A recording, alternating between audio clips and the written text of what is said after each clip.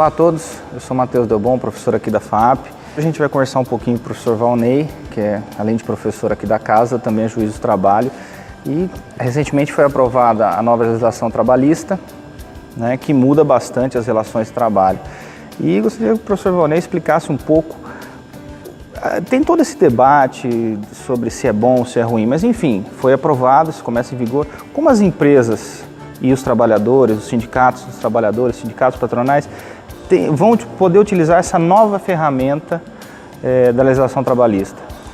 Então, estamos diante de um momento histórico, singular, né? Onde novas formas de trabalho necessitavam de uma nova regulamentação. Nós evoluímos ao ponto de termos muitas atividades empresariais de vários tipos. O próprio trabalho se modificou, né? E já era esperado uma reforma polêmica. Há quem se revolte alegando perda de direitos dos trabalhadores, há quem diga que é uma modernização, mas na realidade, examinando a legislação de ponta a ponta, essas mudanças que foram feitas, nós temos observado mais um viés que busca dar um pouco mais de segurança, principalmente para o empregador, que se ressentia de uma proteção maior nessa relação, tendo em vista que nós somos talvez aí campeões, talvez até não seria exagero dizer que somos campeões de ações envolvendo as relações de trabalho no Brasil. Temos uma quantidade imensa e os nossos tribunais encontram-se com seus recursos praticamente se esgotando, né? As pautas distantes, ou seja, a máquina para atender as demandas trabalhistas, ela acabou se tornando precária, insuficiente, com carência de recursos de pessoal, enfim. E a tentativa da nova lei, o que se propõe é tentar dar uma maior autonomia às partes para a negociação. E nesse diapasão nós temos aí o papel dos sindicatos.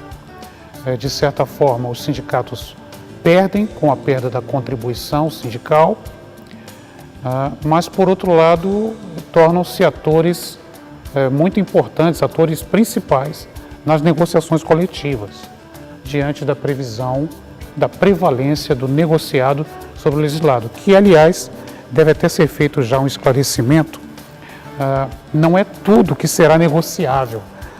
A própria lei ela traz algumas salvaguardas, ela traz numerosos pontos em que não pode haver negociação coletiva. Geralmente, o que poderá ser negociado são temas mais ligados à jornada de trabalho, intervalos ou coisas assim. Sistemas de compensação de jornada, banco de horas, tudo relacionado ao tempo, né? E também a possibilidade de adesão ao programa de seguro-emprego, que é a redução de salários concomitante à redução de jornada com os benefícios da legislação. Professor, você acha que vai haver mudanças no planejamento das empresas, na forma que os recursos humanos vão planejar o seu quadro funcional, o dimensionamento dos seus funcionários? Ela traz inovações como jornada intermitente, etc. Você acha que isso vai iniciar alguma mudança na política de recursos humanos das empresas? Sem dúvida que sim, porque com o advento da regulamentação do teletrabalho, né, existem muitos trabalhos que podem ser feitos à distância, né, também com a possibilidade do trabalho intermitente. A empresa agora tem ferramentas e também o contrato a tempo parcial, né, a empresa dispõe de ferramentas para maximizar suas potencialidades. Ela pode dimensionar a sua mão de obra. Podemos dar um exemplo. Você imagine uma loja, né, de departamentos com uma grande quantidade de funcionários. Imagine essa loja numa tarde de uma segunda-feira, com toda aquela mão de obra ali parada, ansiosa, aguardando a entrada de um cliente, quando nós sabemos que as sextas-feiras, né, os sábados, os shoppings estão cheios, os dias onde se acorre as lojas de departamentos, aí sim, né? Então, com essas novas ferramentas, não será necessário, por exemplo, você manter um trabalhador de 44 horas de jornada. Você pode buscar o tempo parcial. Também naquelas situações onde a empresa necessita de uma mão de obra especializada, também poderá recorrer a trabalhadores autônomos, consultorias com um pouco mais de segurança. Enfim, existe aí muita possibilidade de replanejar a maneira como o trabalho é feito. E certamente, eu não diria a redução de quadros, mas pelo menos a otimização desses quadros. E também devemos relevar que o trabalhador brasileiro também está se modernizando. Hoje o trabalhador brasileiro ele procura também uma qualidade de vida, um tempo maior onde ele possa manifestar a sua própria criatividade, a possibilidade de ter um negócio próprio paralelo a uma atividade de empregado. Isso será possível com a nova lei, mas há quem se ressinta de que haverá, sem dúvida, perda de direitos. Nós vemos, por exemplo, no meio rural, um direito que já havia sido conquistado pelos trabalhadores há muito tempo, que são as horas, nós chamamos horas de percurso, muito chamadas também de horas in itinere, que é o tempo de percurso dos trabalhadores rurais até as frentes de trabalho em condução fornecida pelo empregador. Os trabalhadores não mais receberão. Esse tempo era considerado como um tempo à disposição do empregador. E isso agora é retirado pela lei. Então, há ressentimentos com relação a isso. Nós temos também a possibilidade de fracionamento de férias. E temos também a ampla possibilidade de negociação coletiva com relação a feriados, feriados ponte, de forma a otimizar também as potencialidades da empresa. Você imagina, por exemplo, o mês de fevereiro. O mês de fevereiro para as empresas é um mês onde se paga salários integrais para o trabalhador, mas na realidade você teria o quê? Talvez 16 dias úteis de trabalho, Então, o empresariado se ressentia de um maior equilíbrio nessas relações. Eu acho que sim, vai mudar. Agora, é claro, não deve ser esquecido que agora haverá um longo tempo de maturação da jurisprudência, porque não se deve pensar que a nova lei vai por fim ou vai diminuir sistematicamente o número de ações. A realidade é que a lei ela existe para ser interpretada e certamente surgirão questionamentos, surgirão interpretações dúbias que levarão aí os tribunais a um longo trabalho de elaboração, de interpretação de lei e jurisprudência. Mesmo porque acho que essas questões, por exemplo, onde vai haver o legislado, o negociado sobre o legislado, vai demandar de um preparo dos sindicatos que até então eles não tinham essa autonomia, não tinham corpos jurídicos para desenvolver esse tipo de normativas que vão passar a ser praticamente normativas para a categoria. Então eu acredito que vai ter um tempo de evolução para que também o que vai ser negociado sobre o legislado, quais os parâmetros, quais os critérios, o teletrabalho, por exemplo, uma conquista grande para diversas categorias, por exemplo, administradores ou os profissionais liberais em geral que já o fazem, mas vão ter questões, por exemplo, quem paga a internet da casa da pessoa, ela tem uma cadeira confortável para trabalhar 8 horas, vai trabalhar na mesa da cozinha, se vai ser responsabilidade do empregador fornecer os equipamentos para guarnecer o home office dele, Então são questões que vão ter que ser percorridas nas convenções coletivas. De qualquer forma, a lei ela já traz uma regulamentação razoável, A nova lei, a reforma prevê o teletrabalho de uma forma bem explicada. Até certo ponto, eles estabelecem ali um compromisso do trabalhador de respeitar as instruções da empresa. Surge aí a figura do termo de responsabilidade, ou seja, a empresa apresentará uma lista de coisas que o trabalhador terá que fazer, como, por exemplo, ginástica laboral, para evitar, eventualmente, os problemas de lesão por esforço repetitivo. Ele vai assumir compromissos, vai colocar a sua assinatura e também a lei prevê que será estabelecido em acordo necessariamente escrito, isso não pode ficar solto, as compensações sobre as despesas que o trabalhador terá em casa. Tudo isso será objeto de acordo, né? O componente de energia elétrica que será gasto, o fornecimento de equipamentos, de software, de laptop, enfim, todos os instrumentos necessários para a execução do trabalho, será estabelecido um componente que não terá natureza salarial, mas esse custeio é previsto, sim, na legislação. Inclusive o custeio, né, do servidor, da internet, tudo isso sim é previsto. A lei deu uma razoável regulamentação, mas certamente outras questões surgirão, né? E tudo isso deverá ser discutido posteriormente. E o senhor acredita que as empresas precisam ou têm à disposição uma ferramenta nova de trabalho e que vai demandar um comportamento diferente perante a Justiça do Trabalho e perante a prevenção? A gente fala muito de Justiça do Trabalho pensando no processo, mas o ideal dela é que ela não ocorra, né, que as relações se deem harmônicas. Então, isso é uma coisa que o empresário brasileiro ele precisa se conscientizar, que ele necessariamente precisa se preparar para esse cenário, né? A realidade é que tanto trabalhadores, tanto empregados de qualquer nível, como empregadores, sindicatos, todos nós precisamos nos reeducar, né? Ou seja, nós precisamos buscar instrução sobre esses temas justamente para prevenir eventuais demandas, né? Saber como cuidar para que não haja questionamentos futuros, né? Enfim, prevenir demandas trabalhistas que tem causado, segundo estatísticas, aí, segundo foi publicado recentemente no periódico, né? Parece que são 2 bilhões de reais por ano que as empresas perdem em demandas trabalhistas, coisas que se refletem até mesmo, né, segundo noticiário recente, se reflete até mesmo nos custos dos serviços. Ou seja, o empresário não é casa de caridade. O empresário ele tem a obrigação, até porque empresário é uma profissão, né? O profissional empresário ele tem a obrigação de não fazer caridade, ele tem que repassar os seus custos e ser premiado com o lucro justo, né, pelo seu empreendimento, né?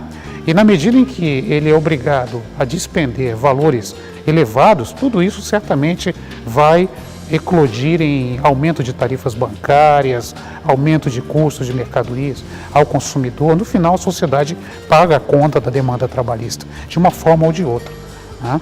Então, daí a necessidade de empresários se reunirem, buscarem instrução, buscarem consultorias, né? Buscarem cursos de formação para que possam efetivamente se inteirar, né, das mudanças na legislação e saber até onde o empresário pode ir sem lesar direitos, sem correr o risco de uma eventual demanda trabalhista. Até mesmo no trato, né, no ambiente social da empresa, né? Ou seja, as palestras que devem ser dadas aos empregados, as formas. Às vezes, uma empresa é derrubada por uma dinâmica de grupo mal feita. Uma dinâmica de grupo, né? Uma coisa relativamente inocente, mas alguém se sente constrangido e vai buscar indenização, né? Indenização na justiça, e vai fazer, o judiciário terá que examinar. Certamente o juiz vai ver se houve constrangimento e tudo isso é aborrecimento. São custos, são gastos. Daí a necessidade de todos os profissionais, empresários, consultores, né, se informarem sobre as mudanças na legislação. E sobre essa formação, né, nós estamos lançando aqui na FAP no segundo semestre um curso específico para isso, que é a empresa e as relações de trabalho. E o senhor é o principal docente do curso. Gostaria que o senhor falasse como pretende abordar esses temas para aquela pessoa que se interessa em se aprofundar no tema, em formação. Na verdade, é um curso que foi desenhado não para o direito, não é um curso para advogado, ou seja, não é um curso para o contencioso. E não é um curso para briga, não é para ter o processo, é para evitar justamente que ele aconteça, né? É um curso justamente para que a empresa possa treinar os seus RHs ou os empresários possam ter esse conhecimento. Então, eu gostaria que você falasse um pouco da abordagem pensada para que a gente possa atingir esse objetivo de evitar as demandas trabalhistas e, se elas ocorrerem, que o processo possa se dar da melhor forma possível, sem abusos nem de um lado e nem de outro. Perfeitamente. Bem, o curso que está sendo planejado, ele foi desenhado para ter uma abordagem assim bem acessível, né? Nós vamos tentar evitar de toda forma a linguagem jurídica, né? A linguagem jurídica pesada. Até porque a nova lei ela traz aspectos do direito individual, do direito coletivo e do processo do trabalho. Quanto ao processo, certamente seria algo mais destinado a profissionais do direito mesmo, advogados, membros do Ministério Público do Trabalho, magistrados.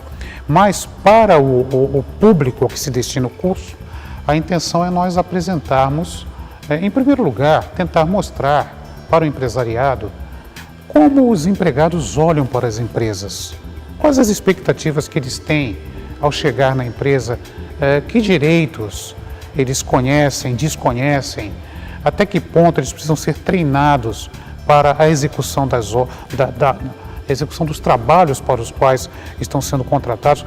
Nós nos ressentimos de um problema muito sério que tentaremos abordar nesse curso, né? Que é justamente a educação para o trabalho.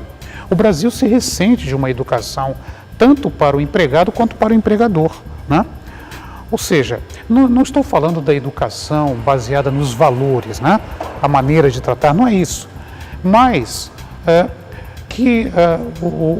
os nossos trabalhadores, os nossos empresários, eles entendam como funciona essa relação e o que se espera dessa relação, né?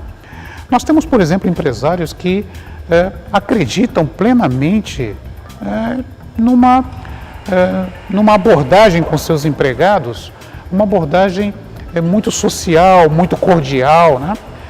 E outros que têm uma abordagem mais seca, né? mais dura, né? E isso é uma coisa que o trabalhador, justamente, talvez, né? Por nós nos ressentirmos de uma educação, talvez desde a infância, né? Sobre o que é trabalhar para alguém e o que é ter um empregado, né? Muitas vezes nós levamos, né, a nossa história, a nossa personalidade para o ambiente de trabalho e esquecemos de uma coisa chamada profissionalismo, né? Ou seja, nós temos que ser treinados em profissionalismo. Nossos empregados precisam ser treinados, né, que essa é uma relação que muitas vezes não dará espaço para cordialidade extrema, né? Que muitas vezes somente dará espaço para os objetivos a serem alcançados. Nas grandes corporações, nós vemos que os trabalhadores eles têm uma abordagem estritamente profissional, sabem exatamente o que devem fazer, ou seja, o atraso no serviço não ocorre, né? Ou seja, todos trabalham por metas de produtividade, né? As metas são algo que efetivamente alavancam, impulsionam, mas a realidade que nós temos visto na Justiça do Trabalho é que a grande maioria dos trabalhadores brasileiros, eles não se dão muito bem com os trabalhadores, principalmente nas camadas, nas profissões, como por exemplo o telemarketing, né? As vendas no varejo, né? A palavra meta é uma palavra, e não tanto a meta causa medo, mas também até a cobrança de meta. A empresa muitas vezes não sabe como realizar uma cobrança de metas e nós podemos dizer que um elevado percentual das nossas ações, as reclamações são as mesmas, né? Excesso, né, de rigor na cobrança de metas, né? A cobrança grosseira, né? A cobrança feita de maneira, uma abordagem muito dura, né? Então isso é uma coisa que mostra que há uma necessidade de uma educação também. Não, veja bem, essa palavra educação, né? Mas os americanos, por exemplo, eles evoluíram. Todas as empresas elas têm palestras contra harassment, né? Ou seja, justamente para tentar manter no ambiente, no ambiente profissional não haverá espaço para muita coisa pessoal, né? Ou seja, colocar foco no trabalho, né? Então, o objetivo do curso é justamente esse, mostrar essa abordagem. Talvez o empresário não saiba que todas as vezes, né, que ele passa a ter uma relação um pouco mais próxima, um pouco mais pessoal, né, com o empregado, né, às vezes isso pode, de certa forma, macular o profissionalismo nessa relação. Isso é uma realidade que muitos, devido à sua formação, né, as pessoas são boas, né, e as pessoas querem levar um ambiente de cordialidade extrema no trabalho, né, e querem se interessar, tudo bem que façam isso, mas no ambiente fora da empresa, porque dentro da empresa, né, é necessário realmente um ambiente de mais profissionalismo, de cada um tendo a consciência exata do que se espera, né, ou seja, o empregado deve saber o que o empregador espera dele, e o empregador deve saber também o que o empregado vê naquela a oportunidade de um crescimento profissional, e isso muitas vezes não tem. Então a abordagem vai ser nesse sentido, mostrar como trabalhadores veem as empresas, tá certo? E também uma exposição geral do que muda, principalmente nas questões mais sensíveis, como por exemplo o tratamento, né, da empresa na cobrança de resultados, e principalmente em relação às responsabilidades agora do empregado em relação também os direitos que a empresa tem de preservação da sua imagem, da sua insígnia, do seu bom nome no mercado, né? A punição, ela sempre foi para o empregador, né? Quando o trabalhador sentia-se ofendido em sua honra, em sua dignidade, né? Mas agora a lei, ela traz uma contramão, né? Ela traz uma bipartição. Olha, existem os danos extrapatrimoniais ao empregado, serão indenizados, mas também existe a possibilidade de o empregado responder por danos extrapatrimoniais à empresa. Isso é uma coisa nova, né? A empresa deve saber até que ponto ela pode, quais são também os seus direitos, né? Então, justamente a legislação busca estabelecer esse equilíbrio. Fica mais próximo até da legislação de outros países, né? A legislação argentina e a mexicana tem uma questão que eu acho trabalhista interessante. Eles chamam de móbil, né? Esse assédio moral que a gente chama de móbil. Esse assédio moral que a gente chama aqui de assédio. E lá existe do empregado para com o empresário também, né? Você pode, lógico, do patrão para com o seu funcionário é comum, todo mundo conhece, mas esse inverso da legislação argentina, que eu acho diferente, né? Porque muitas vezes também o patrão é assediado pelo seu corpo, também pressionado por metas, ou também pressionado a melhorar as condições de trabalho além da capacidade produtiva da empresa, ou enfim. Então, alguns países já têm até na questão do assédio do trabalhador para com o empresário, ou uma chantagem, ou algo próximo disso. Bem que nesse país a justiça do trabalho não é tão separada, ela é um pouco mesclada com a civil, mas já é algo que em alguns países já começa a acontecer até no assédio, de ter essa responsabilidade do funcionário também, do trabalhador, até que ponto ele pode ir, né? Eu acho que a legislação brasileira avança nesse sentido de ver que realmente é uma relação que tem, às vezes, uma disparidade natural da relação, mas que também tem momentos que tem que ser equilibrada, né? Sim, muita coisa ainda precisa ser feita. Coisas simples, coisas que talvez, né? É muito difícil, às vezes, o empresário, né? Um pequeno empresário, um modesto empresário que tem ali uma empresa de pequeno porte, né? Às vezes ele não sabe de obrigações que ele tem em relação ao seu empregado. Por exemplo, o empregador, ele tem uma obrigação de proteger o seu empregado. Protegê-lo, né, da sua incolumidade física, moral. Muitas vezes isso é uma coisa que não passa na... Poxa, mas eu tenho que proteger meu empregado? Parece uma coisa assim. Você tem que protegê-lo, sim. Né? Você tem o ambiente de trabalho, né? Nós temos aquela máxima, né, do comércio, né? O cliente sempre tem razão, né? Tem empresas que mudaram essa visão. Não, nem sempre é assim, né? Ou seja, vamos sair em defesa do nosso empregado quando ele for ofendido injustamente, né? Então há empresas que primam por isso, que já passaram por esse nível. Outros não, olha, isso é um problema, né? Coloca-se alheio a um drama que o empregado está passando na empresa. Outra coisa também, né? Muitas vezes o empregado ele ingressa na empresa, mas ele muitas vezes não sabe que ele tem o dever, por exemplo, uma coisa simples, ele tem o dever de manter o seu ambiente de trabalho organizado e limpo, né? Às vezes, não, isso aí é coisa da limpeza, a faxineira vem, eu não sou faxineiro, eu fui contratado para tal função, né? Não, mas ele tem a obrigação, né? Recentemente surgiu um questionamento judicial de se a empresa poderia responder por uma ação de danos morais e materiais, né, pelo fato de o trabalhador ter que lavar o seu uniforme, né? Surgiu esse questionamento, foi parar na justiça esse questionamento. a tal ponto que a reforma, teve que colocar um novo dispositivo, dizendo é responsabilidade do empregado manter a higienização do seu uniforme, né? A não ser naqueles casos que o uniforme precisa ser lavado com produtos especiais, mas você vê até que ponto, né, chegou, a legislação teve que reduzir a tal ponto, chegar a regulamentar um fato que é uma coisa, parece que é óbvia, né? Por exemplo, o dever de não desperdiçar material, né?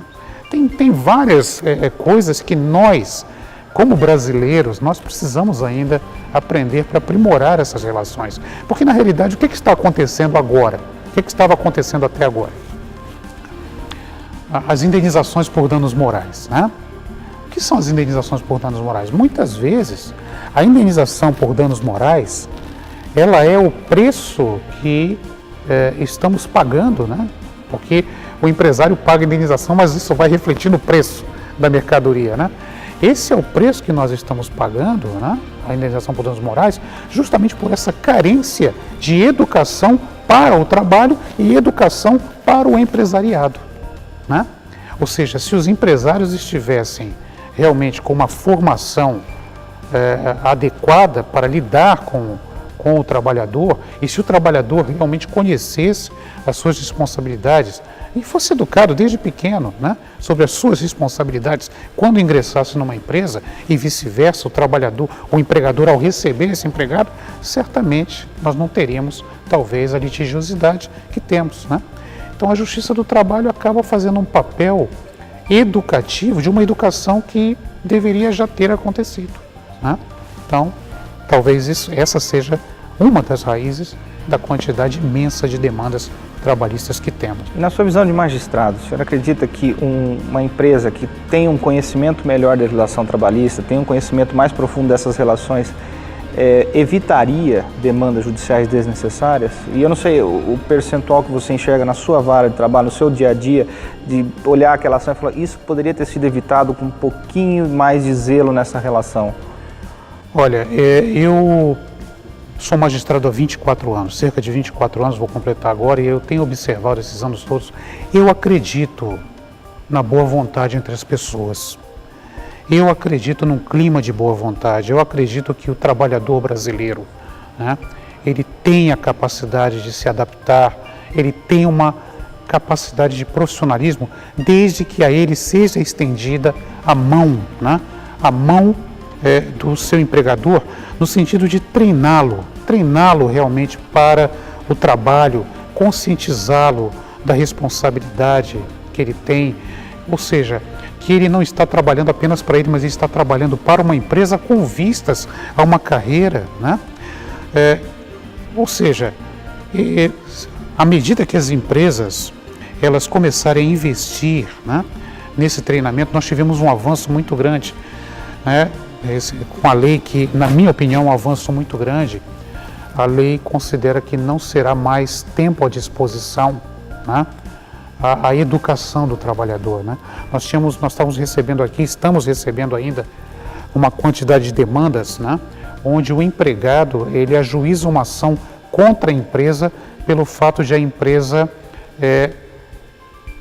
obrigá-lo, né, ou fornecer cursos, né, EAD, curso de aprimoramento, curso de inglês, curso de português instrumental, curso de mesa de crédito, enfim.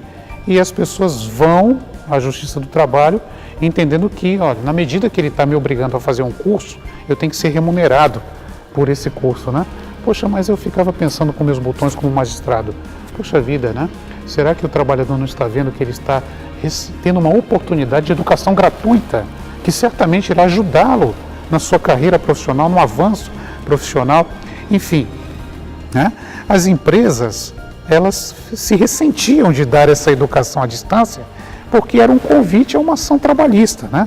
Então agora, com essa modificação, as empresas ficam livres para poder fornecer cursos aos seus empregados de capacitação, cursos de relação do trabalho nas mais variadas áreas, não apenas áreas técnicas, mas também nas áreas que visam um maior senso de profissionalismo. Professor, a gente estava falando dessa questão da educação, né, que muitas vezes a empresa quer pagar para o funcionário, isso era incluído como horas de trabalho, gerava demandas trabalhistas. E eu gostaria que você colocasse sua visão sobre esse assunto e sua experiência como magistrado. Então, eu, como sempre digo, todas as minhas palestras, todas as aulas que eu ministro, eu sempre digo isso, que eu acredito muito nas potencialidades dessa relação de empregado e empregador. Eu acredito muito na capacidade do empregado brasileiro de absorver uma cultura de profissionalismo, quando é dada a ele essa oportunidade de entender que ele não está numa empresa apenas para receber um salário, né? Ou para o seu ganha-pão. Não importa o tamanho do salário que ele ganha, dos ganhos dele, mas que ele possa ver na empresa uma oportunidade, que a empresa dê a oportunidade de ser um ambiente de crescimento, crescimento social, crescimento emocional, um ambiente de realização, né? E para isso a educação ela tem um papel fundamental, ou seja, os empregadores, eles talvez terão que pagar, né? Talvez não, certamente terão que pagar o preço social, né? O preço de qualificar a sua mão de obra, porque essa é uma educação que infelizmente não foi dada no Brasil. Quem é o responsável por qualificar o trabalhador brasileiro? Essa é que é a grande questão, né?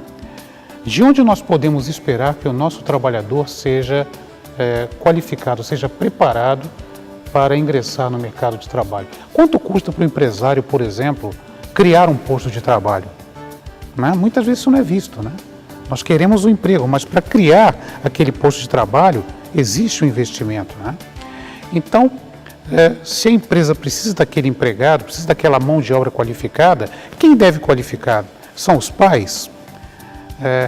É a educação escolar do governo, uma educação nossa que só agora parece que há um movimento para a modernização, né? Quem vai educar, né? Só resta mesmo a própria empresa, é ela que se beneficia da mão de obra.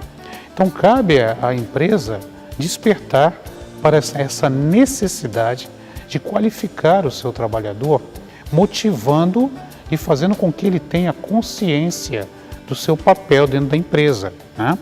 Por exemplo, nós tivemos aí uma quantidade razoável de demandas trabalhistas, porque o empregador, né, querendo qualificar a sua mão de obra, ele oferecia cursos online, cursos à distância, cursos de 2, 3, 4, 6 horas de duração, cursos das mais variadas áreas, né, curso de inglês, português instrumental, redação, matemática financeira, mesa de crédito, enfim, cursos de grande valor para a formação profissional. E os trabalhadores, alguns ajuizaram ações na justiça, entendendo que estavam sendo obrigados a fazer esses cursos, tomando tempo de sua vida pessoal, né? E que esse tempo deveria ser remunerado, deveria ser indenizado, né? Então, a reforma trabalhista, ela já abre uma nova visão, mostrando que o tempo de estudo, né, o tempo de estudo dentro da empresa, não será considerado como tempo à disposição do empregador, ou seja, o empresário se ressentia de dar um curso de qualificação, porque certamente seria um convite a uma eventual possibilidade de uma demanda trabalhista, né? Agora, com essa salvaguarda, essa comunicação fica mais fácil, né?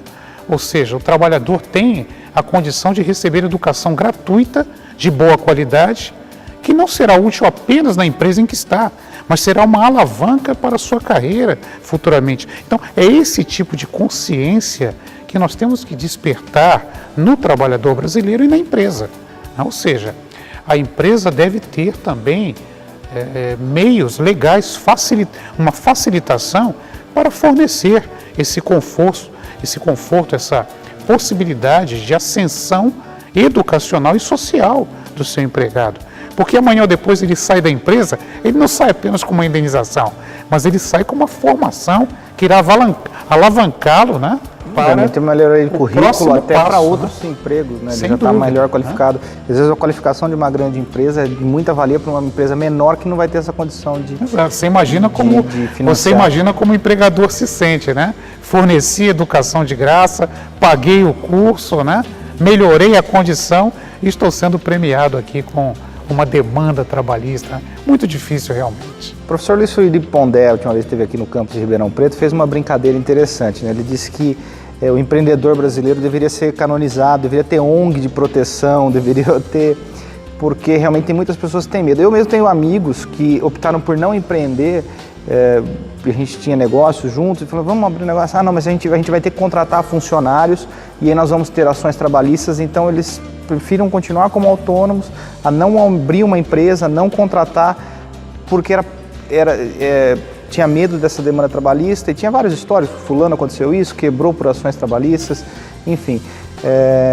Você acha que existe esse medo de muita gente deixar de empreender, deixar de gerar emprego, de medo de uma ação trabalhista?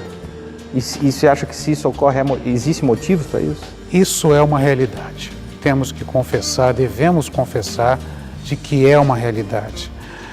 O que aconteceu ao longo desses anos todos, né?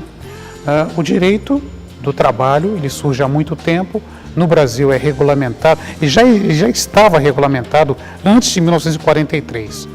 Então, isso é reunido numa única lei, são consolidadas todas essas leis das várias áreas, industriários, operários, de minas, de subsolo, comerciários, tudo isso é condensado numa consolidação e nós dizemos que esses são os direitos de primeira geração, né? Então, está ali uma lei de elevado conteúdo social, de elevação social, né? Que daria ao trabalhador a possibilidade realmente de crescer, né? De não ser apenas um instrumento, né? A própria palavra empregado é uma expressão duvidosa, né? Os italianos, por exemplo, não usam essa expressão, né? Porque empregado dá a ideia de uma ferramenta, né? De uma engrenagem, uma coisa empregada em alguma coisa. O certo seria trabalhador, outras denominações como colaborador, coadjuvante na atividade empresarial, enfim, mas não ser apenas empregado, mas ter aí uma elevação, férias, né? E mais tarde também um salário adicional ao final do ano, para as festas natalinas, enfim, padrões de elevado conteúdo social que felizmente foram preservados para o trabalhador mesmo com a reforma trabalhista. Depois nós dizemos que vieram os direitos de segunda geração, que são os direitos que vêm das negociações coletivas, direitos que não estão na lei, mas que são dados através de conquistas dos trabalhadores, através de seus sindicatos. Então você vai somando mais direitos, né? Depois nós dizemos que houve uma terceira geração de direitos, que foi o direito concedido através das interpretações da lei, que nós chamamos em direito de súmulas. Súmulas, interpretações jurisprudenciais, que muitas vezes criaram direitos que não estavam nem na lei ou não estavam nem mesmo nas convenções coletivas, né? E depois disso nós tivemos os direitos que surgiram da doutrina, né? Ou seja, dos grandes autores que enxergaram lesões de direitos e reparações. No final das contas, nós chegamos a um paradoxo, né? O trabalhador brasileiro, ele tem, talvez não tenha de fato, mas ele tem listados na legislação, jurisprudência, uma infinidade de direitos, né? E não tem o seu principal direito, muitas vezes, que é um emprego decente, um emprego de qualidade, ou está alijado ao desemprego. Então, a realidade é que o sistema entrou em contradição, ele entrou em paradoxo, né? Justamente por quê? Porque a quantidade enorme de direitos, ela começa a inviabilizar, de certa forma, a contratação. Não para grandes empresas, onde o custo do trabalhador é um custo pequeno, né? Em relação você imagina para produzir um carro, certamente o custo do trabalhador não é o mais relevante para se construir um automóvel.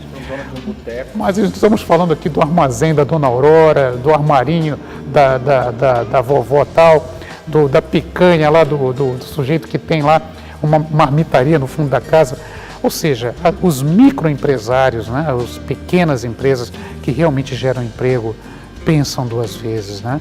Até mesmo um pequeno consultor que está querendo trabalhar autônomo, até mesmo para ter uma secretária, né, para contratar alguém, se ressente, fica, sem dúvida, extremamente preocupado, mercê das miríades de direitos listados na lei. Nós estamos dizendo que o trabalhador efetivamente goza desses direitos, usufrui desses direitos, mas eles são previstos, eles existem, né? E além disso tudo, nós temos a Justiça do Trabalho, né, que que certamente, na sua imparcialidade, havendo uma lesão de direito, certamente a busca do Poder Judiciário é a reparação dessa lesão. Mas e quando o empregador não sabe, né? Ou muitas vezes não entende, não tem uma assessoria adequada e muitas vezes quebra a lei sem perceber, né? Faz alguma coisa, né? Deixa um pequeno deslize e aquilo pode realmente colocar o seu negócio em risco, até a perda do seu patrimônio pessoal. Bom, obrigado, professor, né, por estar aqui conversando com a gente. Essa conversa a gente vai continuar no dia 31, né? Convido todo mundo a assistir a palestra do professor Valnei aqui na FAAP, às 7 da noite, Campus Ribeirão Preto, né, é um ingresso solidário, né? Tá todo mundo convidado, inscrições pelo site da FAAP, onde a gente vai poder discutir isso com mais abertura e com mais profundidade. E para quem quiser conhecer um pouco mais do curso também, a Empresa e Suas Relações de Trabalho, que vai ser lançado aqui no Campus Ribeirão Preto para o segundo semestre, entra no site da FAAP ou pessoalmente aqui no Campus Ribeirão Preto. Tá? Obrigado, professor. A honra é minha.